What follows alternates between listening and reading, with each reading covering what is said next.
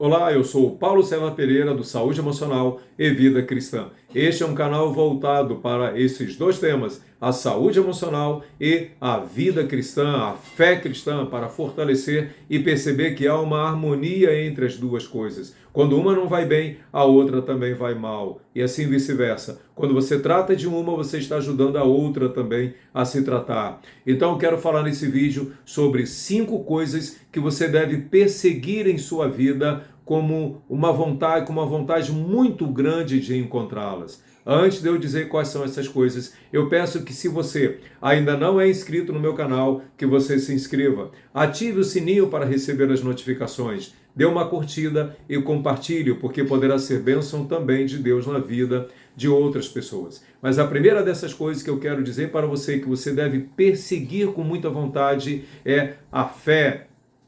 Todos nós nascemos com o potencial para a fé, mas nós somos bebês, fisicamente, mentalmente e espiritualmente. Não temos um encontro ainda com o Criador, mas à medida que nós vamos crescendo, nós vamos aprendendo com os nossos pais os princípios, os valores da religiosidade. Nós cristãos, da fé cristã, no caso, então, nós começamos a praticar isso daí. Mas isso não significa que você já tenha encontrado a fé, que você tenha tido uma experiência. Eu posso falar pela minha vida pessoal. Desde os 6 anos de idade, eu estou na igreja cristã evangélica. Meu pai, foi o primeiro a se converter e logo levou a gente. Eu frequentei todas as organizações da igreja, mas chegou um ponto onde o questionamento, as interrogações de uma adolescente começaram a invadir a minha cabeça e eu fiquei cheio de dúvidas, cheio de angústias. Então eu tive que admitir que eu não tinha fé. A religiosidade dos meus pais não eram suficientes para mim. Eu precisava ter o meu próprio encontro pessoal. E eu parti em busca disso daí. E olha como foi angustiante a ter que admitir, conhecer, admitir e falar sobre isso. Admitindo e procurando encontrar essa fé. E eu lembro que eu fazia assim, indagações, eu perguntava muito a Deus onde o Senhor está. Eu sabia pela dedução lógica que Deus existia, mas eu não sabia onde Ele estava mais. Eu lembro que num determinado momento, eu estava com tanta busca por ter uma experiência de fé, que eu me deparei com um livro chamado Forte como a Morte, em que o rapaz chega para o seu pastor e fala com o pastor que ele não sabe dizer quando foi a sua experiência de conversão. E o pastor disse o seguinte, o pastor leu João 5:24 para ele, quando Jesus diz o seguinte: em verdade vos digo, que quem ouve as minhas palavras e crê naquele que me enviou, não entrará em condenação, mas já passou da morte para a vida. E eu sozinho, no meu quarto, lendo este livro, em paralelo com a Bíblia, eu disse: Senhor Jesus, eu creio. Ali foi a minha experiência de conversão. Agora, a fé, então, adquiriu um novo patamar. Mas outras pessoas, cada uma vai ter o seu processo. Cada pessoa vai ser de um jeito. Agostinho, por exemplo, Agostinho de Hipona, um dos pais da igreja cristã, Agostinho foi criado da mesma forma dentro da fé cristã pela sua devota mãe Sofia. É uma cristã devota, uma cristã comprometida. O pai dele, o Patrício, não era um cristão, era um pagão, mas Agostinho foi criado ali. E a mãe orava muito por ele, ensinava ele nos princípios. E ela introduziu ele na retórica, para que ele pudesse estudar mais, ser uma pessoa muito desenvolvida, muito inteligente. Mas ele foi desenvolvendo a inteligência e ele foi se afastando da fé cristã. Até que chegou a um determinado ponto que ele, cansado do maniqueísmo, é uma religião meio herética da época, ele se deparou com Frei Ambrósio, que era um cara da retórica, a área dele. E ali ele se convenceu da fé cristã. Percebe o que eu estou dizendo agora? O convencimento. Convencimento significa uma parte que pode levar você a ter algo que possa chamar de verdade de fé. Mas lhe faltava alguma coisa. Agostinho, um determinado momento, ele muito angustiado, essa é a chamada experiência do jardim. Ele é muito angustiado e ele pediu muito a Deus para ter uma experiência. É interessante que eu vou até abrir a Bíblia aqui, permita-me.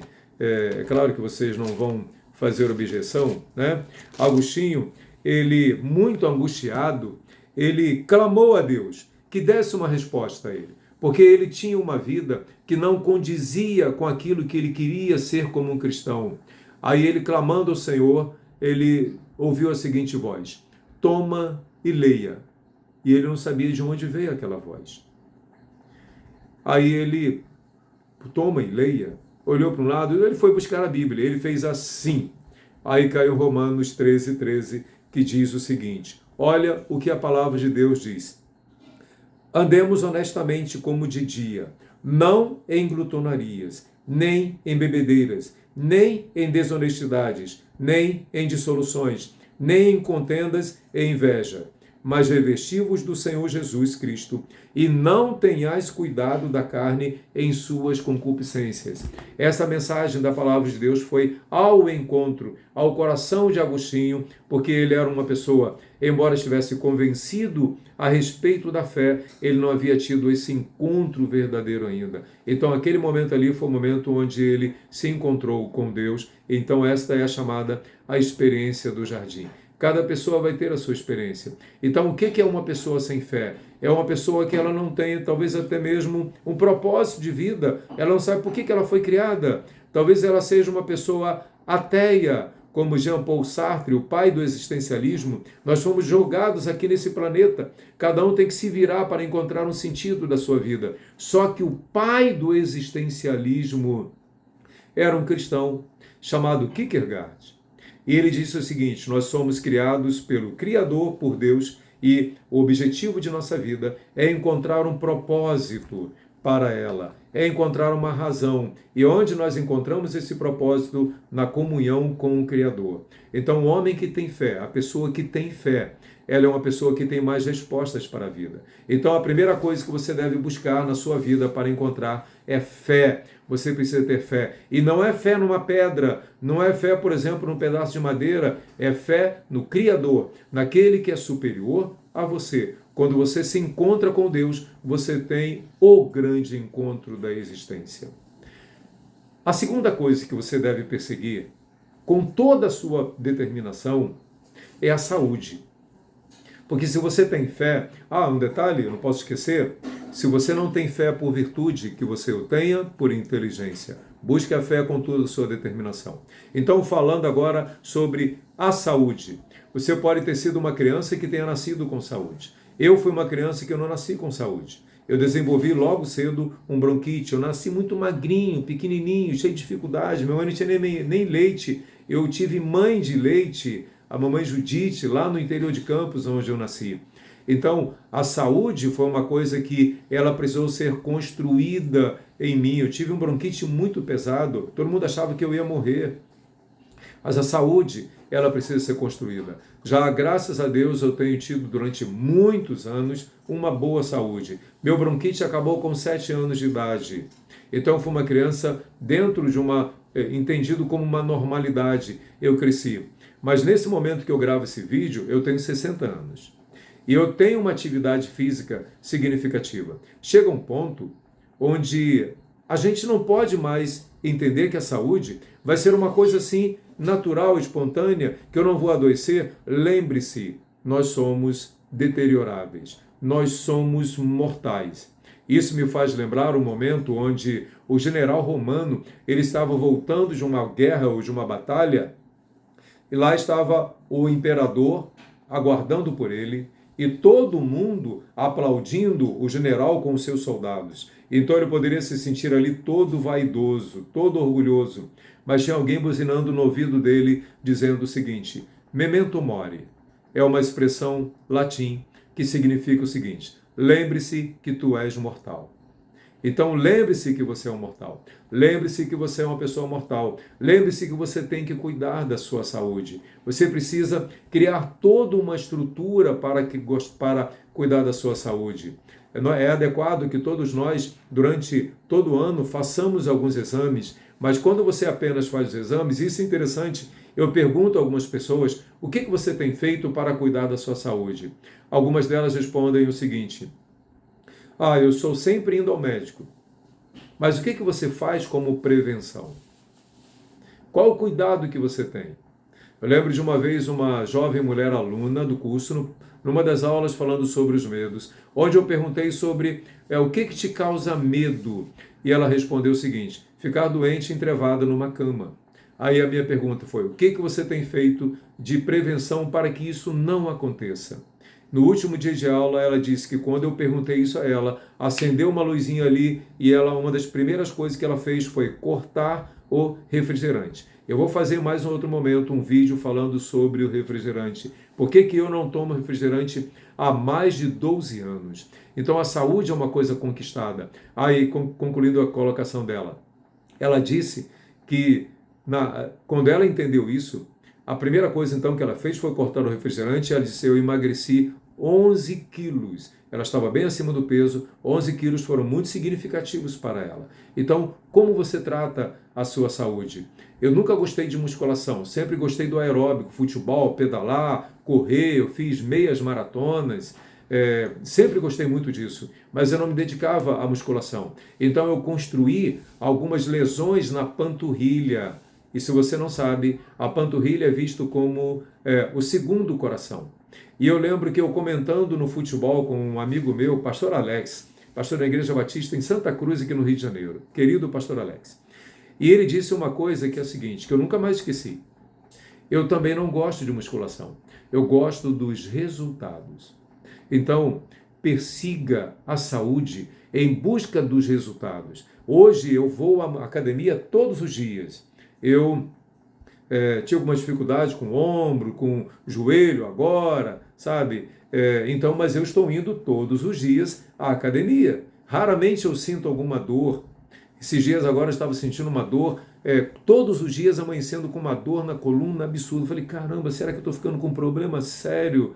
Aí quando foi ontem, tá? Ontem foi sábado, aqui, eu decidi, acordei bem cedinho, como geralmente eu acordo cedo mesmo, peguei a minha bicicleta e fui pedalar. Com dor ou sem dor, foi com dor eu vou pedalar. Quando eu voltei, praticamente não tinha mais dor nenhuma.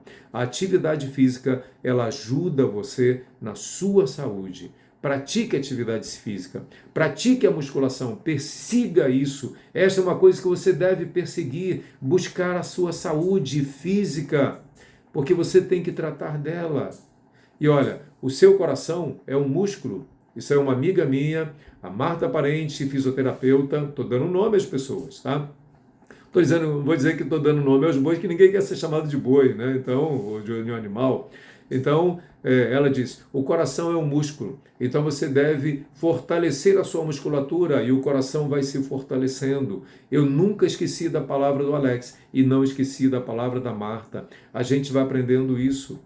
Como eu tenho tido agora alguns problemas no joelho, tá vendo? As coisas vão acontecendo. Aí eu vou e comento algumas coisas na academia, aí o professor vai dar uma dica do coisa tal, outro. Aí eu falei, opa, é isso daí. Então, persiga a sua saúde. Mas eu falei da saúde física. E a saúde mental? Se você não tem saúde mental, você não tem saúde física. A maior parte dos problemas das nossas doenças começam aqui no nosso emocional. E aí eu digo uma palavra que está em Provérbios 13:12. A esperança que se adia adoece o coração. Aquelas coisas que não são tratadas em você, que ficam aqui guardadas dentro de você, elas vão ter a tendência a te adoecer, elas vão causar um prejuízo muito grande em você. Então você tem que cuidar da sua saúde emocional. Nós estamos agora no mês de janeiro. Eu gravo esse vídeo agora em janeiro de 2024. E o janeiro é o mês do cuidado da saúde mental. Então você precisa revista-se. E como é que eu faço? Olhe para dentro de você. Veja como você está se sentindo.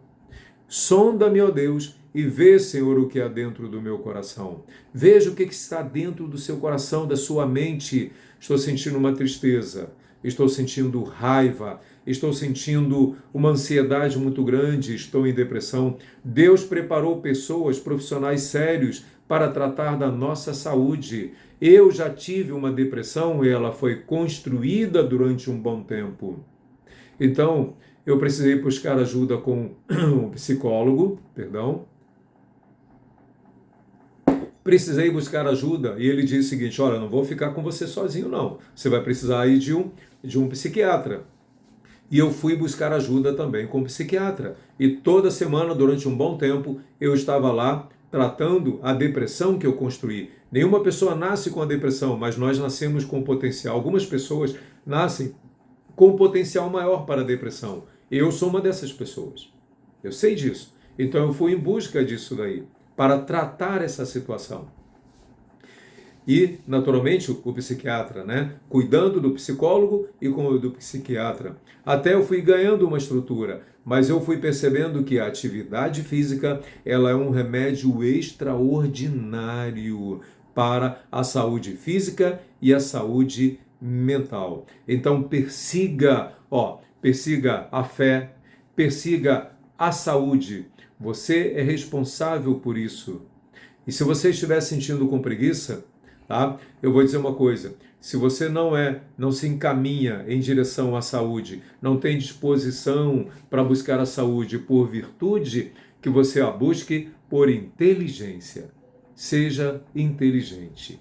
E aí eu vou caminhando agora para a terceira coisa que você deve buscar com muita vontade de encontrar: é a sabedoria. A sabedoria é algo essencial. Primeiro, fé, saúde e sabedoria. O que é sabedoria? A sabedoria é quando você tem conhecimento, você tem informações. Informações não fazem de ninguém uma pessoa sábia. Então a sabedoria é você pegar aquilo que você sabe e você aproveitar para a sua vida e também para um bom propósito, para que você possa dar uma contribuição para a existência, dar um sentido, ajudando outras pessoas também. Quando nós falamos de sabedoria, sempre nós nos lembramos de Salomão. Eu gosto muito de enfatizar essa parte porque, veja bem, Salomão não nasceu sábio. Ele entrou muito jovenzinho para ser rei. E ele está dormindo, e é claro que Salomão tinha uma preocupação: como que eu vou administrar esse povo? E Salomão está dormindo e ele sonha, e Deus aparece no sonho de Salomão. Aí Deus pergunta para ele: vai, Salomão, peça aí, o que você quer? E Salomão: vou aproveitar. E Salomão: Senhor, eu quero sabedoria para dirigir o teu povo. E a resposta de Deus foi: já que você não pediu a morte dos seus adversários, já que você não pediu riquezas, eu vou te dar sabedoria, Salomão. E você vai ganhar de quebra as outras coisas também. Então, aí alguém pensa o seguinte: Salomão acordou depois do sonho e pronto, já era um sábio? Não! A sabedoria de Salomão foi construída.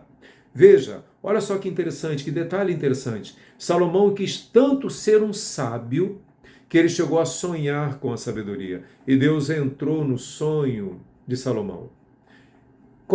Que tal você sonhar em ser uma pessoa sábia? Eu tenho pedido muito a Deus estas 5 coisas. Eu estou perseguindo essas 5 coisas: fé, saúde e sabedoria. E interessante que Salomão, então a gente pensa que Salomão já se tornou um sábio. Não, tem um texto, acho que é Eclesiastes, que ele diz o seguinte: quando eu me dediquei a buscar e a adquirir a sabedoria, ele queria tanto a sabedoria que ele chegou a sonhar com ela. Deus entra no sonho dele e ele se dedica a adquirir a sabedoria. Pastor, mas eu não sou uma pessoa tão inteligente. Isso me faz lembrar a frase de um filme que eu assisti, o pai incentivando a filha numa competição. Aí a filha diz: tá, já sei, pai. O esforço supera o talento quando o talento não se esforça. Se você não se sente tão inteligente, se você não é inteligente por virtude, que seja por inteligência. Busque a sabedoria. E aí Salomão, lá no livro de Provérbios, ele nos deixa uma riqueza extraordinária também. E logo no capítulo 1 de Provérbios, ele vai falando o seguinte: a suprema sabedoria, no versículo 20, altissonantemente clama de fora, pelas ruas levanta sua voz, nas encruzilhadas, no meio dos tumultos, clama, às entradas das portas e na cidade, profere as suas palavras. Então a sabedoria, ela está aí buscando a quem possa usufruir dela. É como se a sabedoria estivesse dizendo o seguinte: eu me humilharei, teu nome gritarei, mas olha para mim. A sabedoria está pedindo: olhe para mim. Olhe para mim, eu quero que você esteja junto de mim aqui, junto comigo. E aí lá no capítulo 4, que tem o texto seguinte, o título aqui na minha versão, exortação a adquirir a sabedoria e a apartar-se do caminho dos ímpios. E ela vai o seguinte, olha só, versículo 5 de Provérbios 4. Adquire a sabedoria, adquire a inteligência e não te esqueças, nem te aparte das palavras da minha boca. Não desampares a sabedoria e ela te guardará. Ama e ela te conservará. A sabedoria é a coisa principal. Adquire, pois, a sabedoria. Sim, com tudo o que possuís, adquire o conhecimento. Então aqui o texto encerra dizendo, dedique-se a adquirir a sabedoria. Pague para ser um sábio. Gaste dinheiro com cursos. E veja, quantas oportunidades estão passando à sua frente para que você possa ser uma pessoa sábia. O mundo precisa de gente com sabedoria.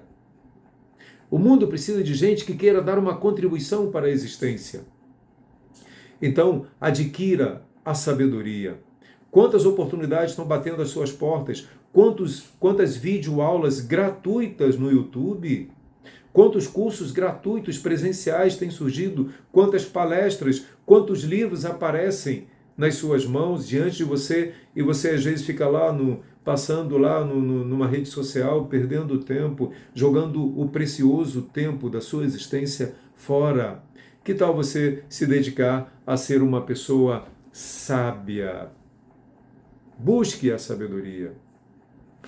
A quarta coisa que eu quero colocar aqui, a quarta virtude, a quarta coisa a ser buscada com vontade é a força. É a força. Tem um psicólogo existencialista chamado Rollo May, que eu sigo muito ele. Ele diz o seguinte: o que o mundo mais precisa não é de gênios ou de novas invenções, mas são de pessoas com força interior, a determinação, a vontade em buscar e em encontrar. Ah, pastor, eu não sou uma pessoa forte fisicamente. Nem eu. Nem eu também sou. Interessante, isso me faz lembrar os filmes de karatê, né, aqueles filmes antigos, e aparecia aqueles orientais pequenininhos, magrinhos, e batia um monte de gente. A força a ser desenvolvida também é uma força mental. Mas dedique-se à força física. Porque você tendo força física, você vai ter mais estrutura. Então, como eu disse lá, quando eu falei sobre saúde, um pouquinho distante agora há pouco, eu falei sobre buscar a saúde. Então, dedique-se a buscar a força. Você tem que ter musculação, musculatura forte. Eu não tenho ainda, mas eu terei. Eu preciso de força. Eu sempre fui resistente a tomar uma creatina, whey protein. Eu não entendia nada disso, eu achava que era uma coisa assim muito ruim, que vai fazer mal para mim. Aí comecei a perceber, eu converso com um, vendo aqueles caras fortes, musculosos na academia. Não, eu tomo. Eu falei, caramba, tem alguma coisa errada aí então comigo. Eu fico magrinho, não tomo. Então eu decidi, eu vou em busca disso. Eu preciso ser uma pessoa forte. Eu me casei um pouco tarde, me casei aos 40, mas está dentro da minha filosofia. Antes tarde do que mais tarde ainda. E eu tenho 60 anos e a minha filha tem 17. Eu sou chamado de avô dela. E eu tenho umzinho que hoje, né, acabou de fazer 6 anos de idade, que é o meu príncipe encantado, João Paulo, e minha princesa de 17 anos. Eu quero ver meus filhos crescendo, se desenvolvendo. Eu quero ser um avô ainda. Então eu tenho que ter força física. Eu tenho que ter uma boa estrutura, tenho que ter musculatura e eu tenho que ter força mental. A força física me ajuda na segurança, na firmeza. Eu pego alguns pesos na academia, que algumas pessoas numa estrutura física parecem aparentemente mais fortes do que eu, não pegam. Estou falando principalmente dos inferiores, pernas. Eu fui corredor de 21 quilômetros, achava que era uma loucura, como é que alguém consegue correr 21 quilômetros? Eu corri. Jogando futebol na lateral direita, eu estou parado, não sei se vou ter condições de voltar, mas eu corria bem, eu marcava, eu tinha força física, eu quero a minha força física de volta. Ela vai me dar estrutura para levar todo o meu projeto de vida. Se eu ficar doente, se eu ficar fragilizado, eu não vou ter condições de me firmar diante da vida, de realizar os projetos que eu tenho. Então eu preciso de força física. Eu preciso de força mental, eu preciso de determinação, eu preciso de ousadia, força de encarar as coisas, força para realizar as coisas. Algumas pessoas dizem sobre a questão de você tem que se preparar demasiadamente para fazer um vídeo. Eu vi um professor no YouTube, professor Gilberto Augusto, ele diz o seguinte: a arte do sucesso é começar sem estar pronto. E eu tenho essa característica comigo, quer saber uma coisa? Eu vou fazer. Vou fazer, vamos trabalhar isso aí, vou melhorando aos poucos. Eu estou novo nesse negócio de fazer vídeos. Esse aqui já tem 25 minutos. Obrigado por estar aqui. Permaneça aí, assista, porque tem coisas interessantes ainda. Então, persista na força física e na força mental. Interessante que, olha, você tem que estar forte espiritualmente, mentalmente e forte fisicamente. Aí eu estive analisando uma coisa, você vai para a academia, os caras passam 1h30, 2 horas lá, força física. Para adquirir força física. Ninguém nasce com massa muscular pronta. Algumas pessoas vão ser bem dotadas quanto a isso daí. Eu não sou, então eu tenho que desenvolvê-las. Então a gente, para poder desenvolver, a gente tem que afligir o nosso corpo. Tem que sentir lá, parece que eles dizem que está rasgando, né? Que está se esgotando, está no último momento lá para poder criar musculatura. Então isso daí. E a força mental? Deus, ele, um dos mandamentos, em Êxodo capítulo 20, de 1 a 17, quando fala dos mandamentos ali, estou falando da força espiritual, Deus manda a gente descansar, e lá em Levítico, ele fala sobre afligir a alma. Coisa interessante, né? Só que a alma, ela tem é como se fosse uma moeda de duas faces, o emocional e o espiritual. Então, como que você, para força física, você aflige os teus músculos? Quando você se dedica a estudar, a ler. Eu vejo alguns homens que muito grandes palestrantes acordam às 4h pouca da manhã para poder estudar. Eles têm que aprender algo novo todos os dias. Força da inteligência, força do conhecimento, força mental. E a força espiritual, nós temos que afligir a nossa vida espiritual. Criar aflição, pastor? Sim, é a consciência. Tem uma frase de Pascal, lá do século XVII, que ele diz o seguinte: o grande problema do homem é não conseguir ficar quieto dentro do seu próprio quarto. Então esteja quieto dentro do seu próprio quarto. Antigamente não tinha internet nem televisão dentro do quarto. Hoje as pessoas têm, então desligue. O que você vai sentir? Talvez uma angústia, talvez uma aflição. E nisso você vai perceber o que a sua alma está pedindo, da angústia.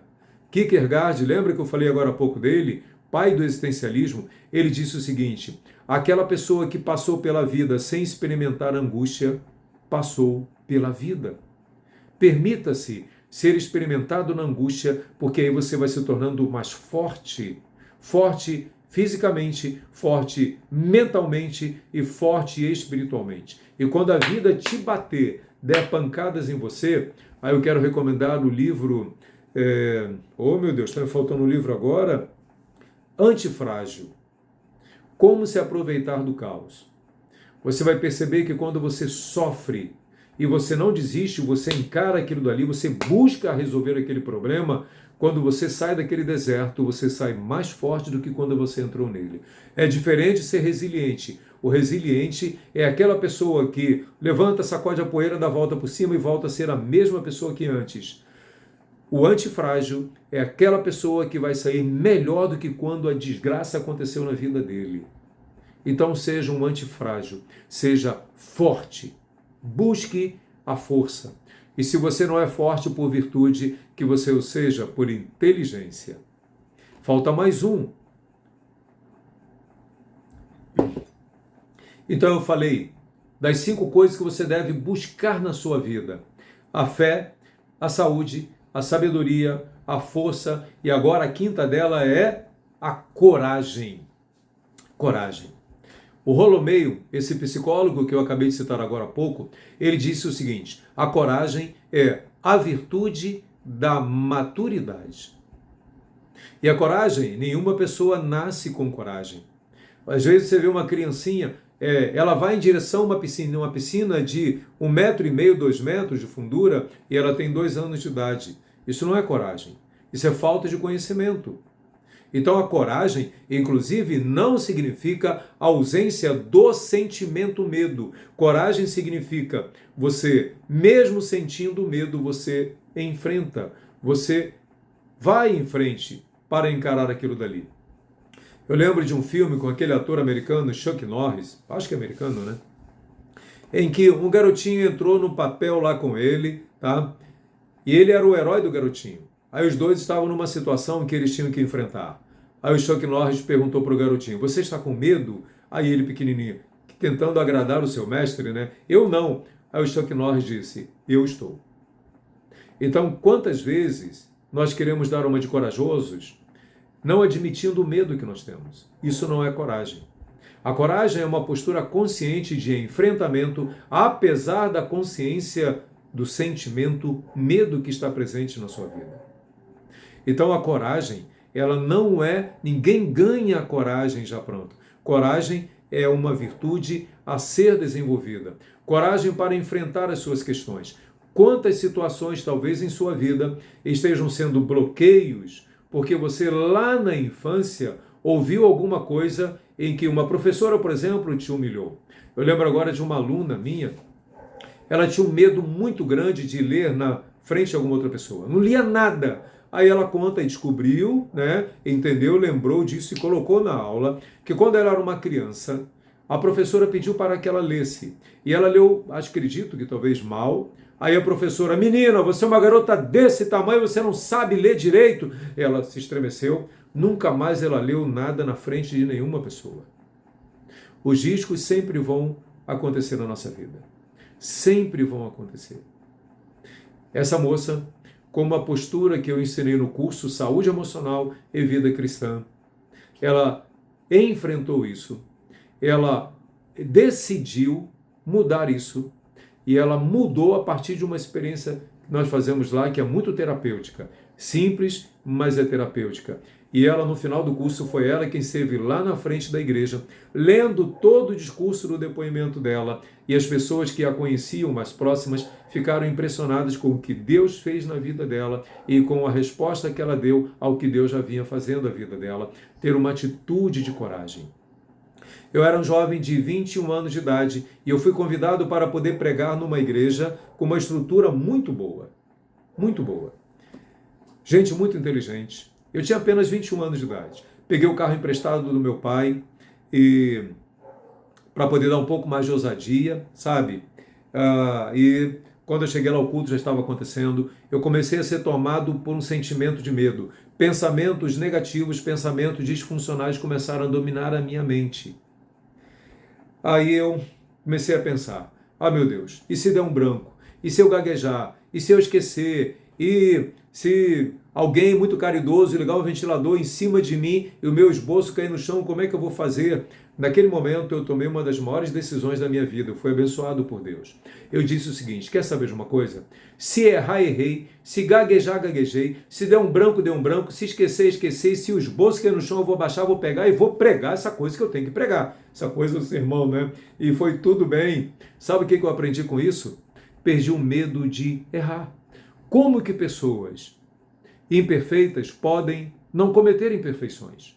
Pessoas imperfeitas cometem imperfeições. Pessoas imperfeitas erram. Então eu aprendi, você tem 3 coisas que acompanham o medo. Medo de errar, de se expor e de se arriscar. Arrisque-se. Você não tem que estar 100% pronto. Faça. Se você está 70% pronto, não queira, não decida a fazer alguma coisa com medo de errar nos 30%. Seus 70% podem ser bênção na vida de muita gente que talvez não tenha nada. Outra coisa que eu aprendi, a desenvolver o meu estilo próprio de pregação, de palestra, de aula. Eu não copio ninguém. Não que pessoas não tenham nada a me ensinar, mas eu tenho o meu estilo. E vai ser o meu estilo. Eu vou preparando o conteúdo para desenvolver o meu estilo. Então a coragem. a virtude da maturidade. Coragem não é ausência de sentimento de medo. Coragem é uma ação apesar da presença do sentimento medo. Se você não tem coragem por virtude, que você o tenha por inteligência. Recapitulando, persiga essas 5 coisas. Persiga a fé, persiga a saúde, persiga a sabedoria, persiga a força e persiga a coragem. E eu duvido como que a sua vida, duvido que a sua vida vai permanecer a mesma, ela vai ser transformada. Se este vídeo valeu para a sua vida, eu peço novamente a você, compartilhe, poste um comentário, se inscreva no meu canal se ainda não é inscrito. E todas as quintas-feiras tem vídeo novo.